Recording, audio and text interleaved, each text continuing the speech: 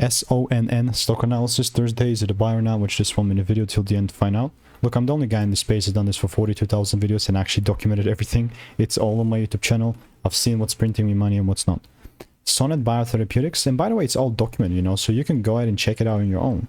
But SONN, no previous receipts. First thing that I see, the price pumping like crazy.